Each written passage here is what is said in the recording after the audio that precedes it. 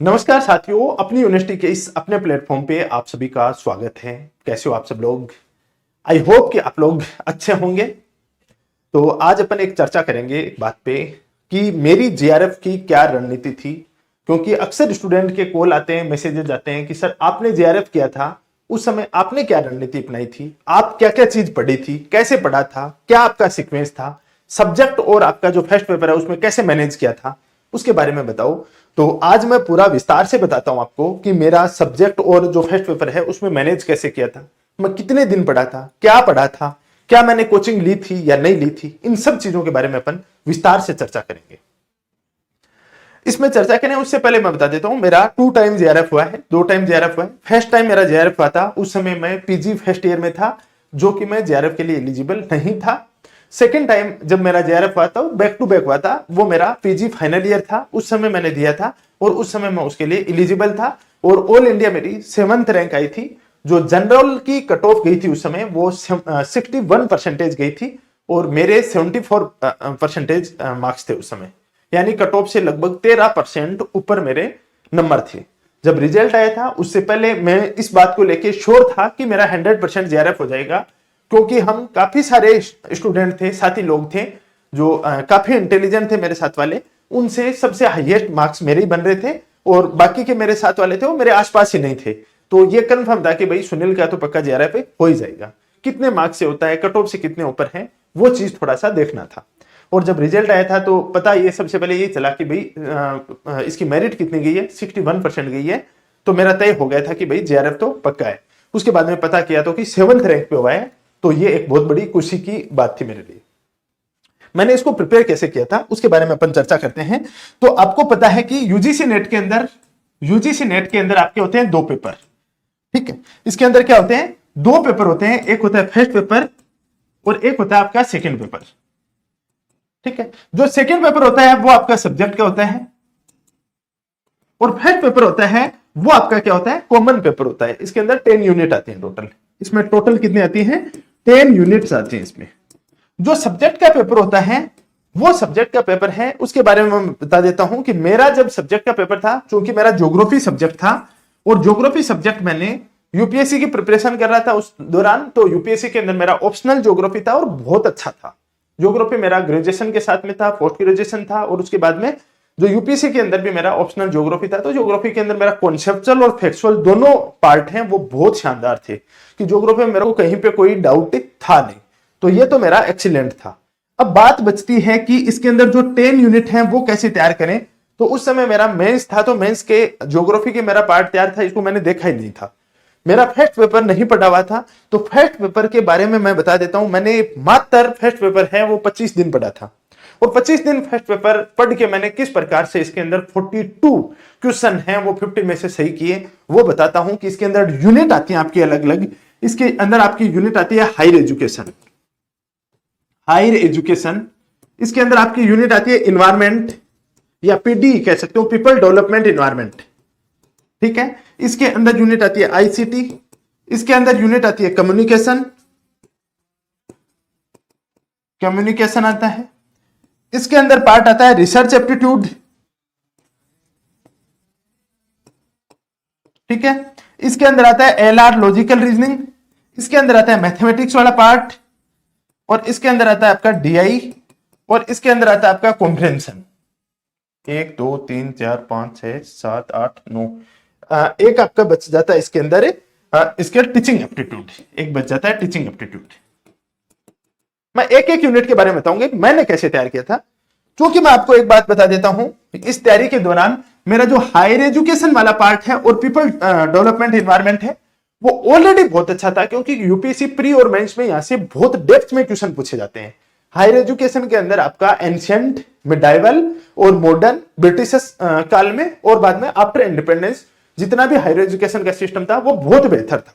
पहले से ही मैंने प्रीलिम्स और मेंस के लिए तैयार कर रखा था और दूसरा मैंने क्या था कि इसको मेंस और प्री दोनों के अंदर तैयार किया था, तो इसमें कहीं कोई ज्यादा डाउट था नहीं। मेरे को बहुत एफर्ट नहीं लगाने पड़े क्योंकि इसके ऊपर मैं एफर्ट पहले लगा चुका था। तो इसमें मैंने कोई जो 25 दिन की स्ट्रेटेजी थी उसमें बहुत ज्यादा नहीं पड़ा था। पीपल डेवलपमेंट एनवायरमेंट था वो मेरे चुटकियों में था, एक एक चीजें, हर चीज।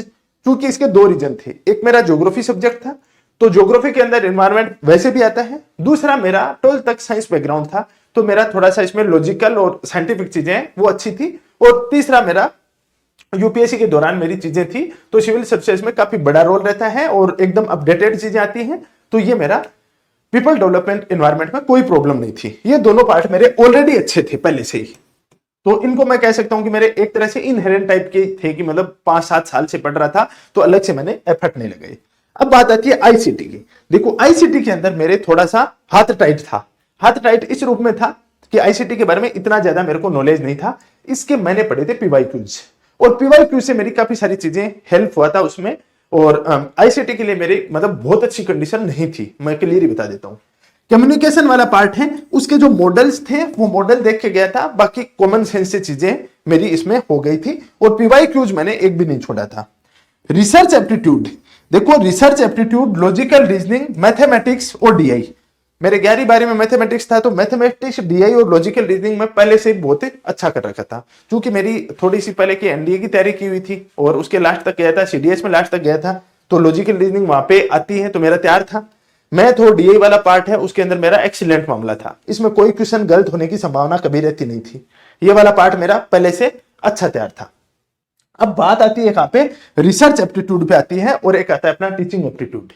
रिसर्च एप्टीट्यूड और टीचिंग एप्टीट्यूड है, इसके अंदर मैं सबसे पहले कहता हूं इसमें सबसे बड़ा रोल रहता है वो आपके कॉमन सेंस का रहता है। आपका कॉमन सेंस कितना अच्छा है, उसके आधार पे उसके आपके क्वेश्चन तैयार होते हैं।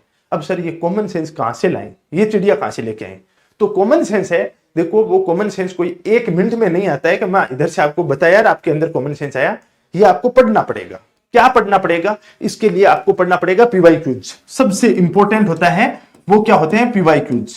प्रीवियस ईयर क्वेश्चंस पेपर है, वो आपके लिए रामबाण होंगे, ये पढ़ना ही पड़ेगा। यहां से आपकी अप्रोच डेवलप होगी और उससे आप नेक्स्ट लेवल के जो क्वेश्चन पूछे जाएंगे उनके बारे में आप प्रिपेयर होगे। तो पहले आपको इसके लिए जो पीवाईक्यूज हैं उसके ऊपर फोकस करना पड़ेगा। मैंने पीवाईक्यूज देखे थे। दूसरी बात, मैं रियलिटी बताऊं तो मैंने प्रीलिम्स के इतने पेपर दिए थे उस समय, इतने पेपर, 125 पेपर दिए थे मैंने। 125 पेपर किसको कहते हैं, 125 पेपर मैंने निकाले थे। तो उससे इतना ज्यादा मतलब एक माइंड शार्प हो चुका था कि कोई भी चीज आ रही है तो मैं लॉजिकली उन चीजों को आराम से निकाल लेता था। और ये क्या होता है कि उसमें एक सी सेट का पेपर होता था, उसके अंदर काफी सारी एप्टीट्यूड की चीजें पूछते थे, तो उससे ये चीजें मेरी अच्छी तैयार हो चुकी थी। और रिसर्च एप्टीट्यूड है वो हमारे एमए के अंदर एक सब्जेक्ट चलता था, वहां पे भी मैं इसको अच्छा तैयार कर लिया था। तो इन चीजों को लेके मेरी ये चीजें हैं उसके ऊपर पकड़ थी। मेरा कमजोर पक्ष थोड़ा सा बात करें तो आईसीटी वाला मेरा कमजोर पक्ष था। यहां पे मेरे को बहुत ज्यादा कंफर्टेबिलिटी नहीं थी। ये मेरा पूरा का पूरा अप्रोच था, और उस अप्रोच के अंदर मैंने मात्र 25 दिन के अंदर मैंने 42 क्वेश्चन हैं वो इसके अंदर क्या किए थे, राइट किए थे 42 क्वेश्चन। तो सर शुरुआत कहां से की? मैं देखो उस समय मेंस की तैयारी कर रहा था। मेंस के बाद में मैं आया, क्योंकि भाई अब 25 दिन पढ़ना है और 25 दिन में अपन को जेआरएफ निकालना है। सबसे पहला मेरा स्टेप था, वो स्टेप था कि मैं लेके आया पीवाईक्यूज की बुक। सबसे पहले मैं लेके आया पीवाईक्यूज की बुक। मैंने 4 से 5 दिन पूरे क्वेश्चन एक नजर मार ली पूरे के ऊपर कि भाई कैसे कैसे क्वेश्चन पूछे जा रहे हैं, ये इस सेगमेंट से, इस सेगमेंट से, इस सेगमेंट से। उसके बाद में मैं बुक लेके आया कंटेंट वाली। मैंने कोई कोचिंग नहीं की थी, और मैंने कोचिंग इसलिए नहीं की थी, सच बताऊं मैं, क्योंकि मेरे इसमें 70-80% पार्ट है ऑलरेडी तैयार था, अच्छा पहले से ही तैयार था, क्योंकि उनकी कोचिंग हो चुकी थी। अब वो यार हर चीज की अलग अलग थोड़ी होती है। मैंने यूपीएससी में वो चीजें करी, इन्वायरमेंट पढ़ लिया। इसके अलावा अपन बात करें इसके अंदर टीचिंग एप्टीट्यूड और रिसर्च एप्टीट्यूड वाला पार्ट है, वो कॉमन सेंस से चीजें हैं। उसमें जो सी सेट है उसके अंदर इतने पेपर दे दिए तो उस चीज से ऑटोमेटिक चीजें तैयार हो गई थी। तो ये पार्ट है वो मेरे ऑलरेडी हायर एजुकेशन है, वो पहले से बहुत अच्छा तैयार था। हिस्ट्री में पढ़ा था, इसमें आर्ट एंड कल्चर में चीजें पढ़ रखी थी, तो उसमें कोई अलग से कुछ पढ़ने की आवश्यकता नहीं थी, तो उससे हो रखी थी चीजें। तो अब मैंने पीवाईक्यूज लाया और कंटेंट की बुक लेके आया था। उसको पूरा का पूरा कंटेंट को, पीवाईक्यूज को मैंने, आप यकीन नहीं करोगे, मैंने 25 दिन के अंदर 5 बार निकाल लिया था। 5 बार मैंने पीवाईक्यूज निकाल लिया था। लेकिन पीवाईक्यूज निकालने का भी एक तरीका होता है, ऐसा नहीं कि बार बार बस इसको पढ़ लिया। पीवाईक्यूज के बाद में हर एक ऑप्शन पे जाना है अपन को, हर एक पहलू को छूना है अपन को। वहां पे इस चीज को देखना है कि यहां से कैसा क्वेश्चन पूछ रहे हैं, यहां से कैसा क्वेश्चन पूछा जा सकता है, नेक्स्ट टाइम कहां से पूछा जा सकता है। इन चीजों के ऊपर आपको फोकस करना पड़ेगा। यदि इस तरीके से आप फोकस करते हो, जैसे इसके अंदर 4 ऑप्शन आते हैं, कितने ऑप्शन आते हैं, 4 ऑप्शन। इन हर एक ऑप्शन को आपको देखना पड़ेगा, हर ऑप्शन से कैसे क्वेश्चन पूछे जा रहे हैं। यदि हर ऑप्शन पे आप रिसर्च करोगे, उसका माइक्रो एनालिसिस करोगे, तो आप आराम से कर सकते हो इन चीजों को। तो मेन रामबाण मैं बताऊं 25 दिन की, वो है पीवाई क्यूज, पीवाई क्यूज और पीवाई क्यूज। पीवाई क्यूज का एनालिसिस आपका जितना बेहतर होगा, जितना शानदार होगा, वो ही आपको सिलेक्शन दिला। और मैं अभी बता देता हूं, मैं आपको पीडी वाला पार्ट करवाऊंगा, पीपल डेवलपमेंट एनवायरमेंट वाला पार्ट, आपका अप्रोच बदल दूंगा। मैं गारंटी के साथ कहता हूं 2 दिन के बाद आपकी क्लास लेके आ रहा हूं। उसके बाद देखना कि पीपल डेवलपमेंट एनवायरमेंट में जो आप रट रहे हो ना, अब तक जो रटाफिकेशन के अंदर फंसे हुए ना, वो पूरा आपका अप्रोच चेंज हो जाएगा कि 360 डिग्री के ऊपर घुमा दूंगा कि इस तरीके से सोच के ऐसा अपन आंसर करेंगे तो आराम से हो जाएगा। बहुत ज्यादा रटने की आवश्यकता नहीं है, रटाफिकेशन पे आपको नहीं घूमना है। एक इसका एक अप्रोच होता है, ये पूरा साइंस है, ये कोई आर्ट्स की रटने वाले फैक्चुअल चीजें नहीं है। हाँ है फैक्ट, लेकिन फैक्ट को भी एक इमेजेस बेसिक है, उसके ऊपर आपको चीजें देखना है। हर एक सब्जेक्ट होता है, उसका अपना एक मेथड होता है। आप इन्वायरमेंट में लेके आता हूं आपके लिए क्लास, शानदार सी क्लास लेके आता हूं, आप चिंतित मत होइए। 2 दिन के अंदर मैं एक जबरदस्त क्लास लेके आता हूं इन्वायरमेंट की। उसके बाद देखना, मेरा मकसद आपको रटू तोता नहीं बनाना है कि आप हायर एजुकेशन में एक रटे हुए तोते की तरह जाओ। आपका खुद का पढ़ने का अप्रोच, आपका नजरिया चेंज करना है। उसके बाद आपके पास में कोई शिक्षक रहे या नहीं रहे, आप ऑटोमेटिक आपका बदलाव हो जाएगा। कोई भी चीज पढ़ रहे हो तो आपका इस अप्रोच से पढ़ सकते हो। अपन इसके करते हैं पीवाई क्यूज, जो पीडी है इसके। उसके बाद हायर एजुकेशन के रिसर्च एप्टीट्यूड का आप सबको पता है किस प्रकार से करते हैं अपन, जबरदस्त तरीके से। तो इन तीनों पार्टों को मैं बहुत शानदार तरीके से करवाने वाला हूं। 2 दिन के बाद आपके लिए मैराथन आ रही है पीडी की, उसके बाद हायर एजुकेशन की और उसके बाद रिसर्च एप्टीट्यूड की। तीनों की अपन मैराथन लेके आएंगे और जल्द ही मैं आपको इसकी सीक्वेंस वाइज, क्योंकि अभी मेरी क्लासेज हैं वो असिस्टेंट प्रोफेसर में है। असिस्टेंट प्रोफेसर के जो स्टूडेंट हैं उनकी जैसे ही क्लास हो जाती है 10-12 दिन में, उसके बाद पूरी की पूरी सीक्वेंस वाइज अपनी क्लासें चलने वाली हैं। अभी आप logical reasoning, ICT, communication, teaching aptitude और रीजनिंग, मैथमेटिक्स, डीआई वाला पार्ट कीजिए। थोड़ा सा वेट करो, बीच में मैं मैराथन ले आता हूं। उसके बाद रेगुलर आपको करवा के पूरी एक एक चीजें टिप्स पे करवा दूंगा। हर एक चीज आपको समझा के, आपका अप्रोच डेवलप करके उसके आधार पे करेंगे। उसके बाद देखते हैं जेआरएफ कब नहीं होती है। और मार्क्स इतने बनने चाहिए कि कट ऑफ से काफी ऊपर। मैं जैसे मेरा व्यक्तिगत एग्जांपल देता हूं, भाई जिसके 65% बन रहे थे वो ऐसे ढुलमुल था कि मेरिट ऊपर चली गई तो क्या होगा, ये क्या होगा। तो ये कट ऑफ का खेल ही नहीं रहे। परसेंट 74 लेके आए, 74, कट ऑफ जा रही है 61, आस पास ही नहीं, सोचना ही नहीं, अपना तो सिलेक्शन श्योर है। इस अप्रोच के साथ तैयारी होनी चाहिए आपकी, ये कॉन्फिडेंस होना चाहिए आप में, और इस कॉन्फिडेंस के साथ करेंगे। और मैं बता देता हूं, आपके पास जो टाइम है मोर देन सफिशिएंट टाइम है, प्रॉपर सफिशिएंट टाइम है। ये सब जितना टाइम होना चाहिए उतना टाइम है आपके पास। अब देखो, गंवाने को तो अपन 2 साल भी गंवा देते हैं, पता ही नहीं चलता है। और यदि यूटिलाइज करें तो 2 महीने काफी है सफलता के लिए। इनको करते हैं, शानदार तरीके से करते हैं। अभी आपकी क्लासेस चल रही हैं और शेड्यूल के बारे में आपको बता दिया था पहले। आपको पता है कि जो अपना तेजस क्रैश कोर्स है, इसके अंदर अपन शानदार तरीके से इन चीजों को कर रहे हैं। एक एक करके पूरा शेड्यूल बताया हुआ है। पर डे की आपकी 2 से 3 क्लासें लाइव चल रही हैं और उन लाइव क्लासेस के माध्यम से कर रहे हैं। और इसके अंदर आप विशेष ऑफर भी दिया गया आपको 20% डिस्काउंट का, जिसमें JRF 20 आप यदि कूपन कोड यूज करते हो तो।